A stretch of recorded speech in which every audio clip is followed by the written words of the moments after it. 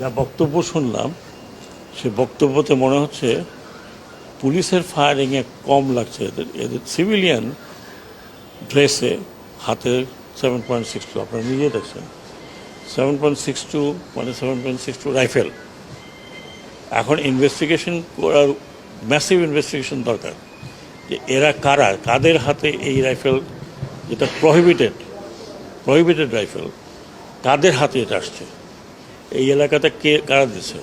এখানে শর্টগানও আছে, এখানে আমি যে কজনের দেখলাম আমাদের ডাক্তার সাহেব যেগুলো দেখালেন এগুলো পুরো বুলেট 7.62।